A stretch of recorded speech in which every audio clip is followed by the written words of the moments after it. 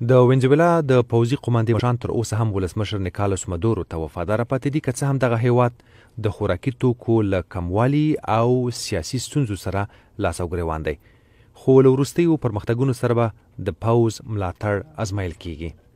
په روانه اونۍ کې امریکا وروسته له هغې د وېنزوېلا د تیلو په صنعت باندې بندیزونه ولګول، کله چې د وېنزوېلا د ملي اسامبلۍ مشر ویډیو د دغه هېواد د لنډمهالې ادارې د ولسمشر په توګه وپېژندل شو. په وېنزوېلا کې د تیلو د نړۍ تر ټولو سترې زیرمې دي، خو د دغه هېواد اقتصاد وروسته له هغې خراب شو کله چې د تیلو بیې په نړیواله توګه ښکته شوې. د مخالفینو مشر ادعا کړې د تیر کال ټاکنې چې پکې د اکثرو مخالفو سیاسي مشرانو مخه ونیول شوه او مدورو پکې وګټله غیر قانوني ټاکنې وې. د امریکا په ګډون یو شمېر نورو هېوادونو هم د مدورو له ټاکل کېدو سره ستونزه لري.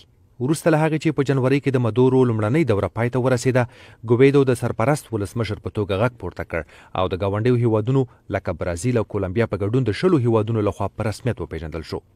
داسې راپورونه دي چې د منځنۍ کچې افسران د دې له امله په وېنزوېلا کې نارامه دي چې د لاریون کوونکو د ځپلو لپاره کارول کېږي. په واشنګټن کې د وېنزوېلا دفاعي اتشه اوسه سلوا هم په دې وروستیو کې د ګویدو په ملاتړ خپل غږ پورته کړی. د ویلي زما پیغام وسوالو ځواکونو ته دا دی چې له خپلو خلکو سره ناوړه چلند مه کوئ.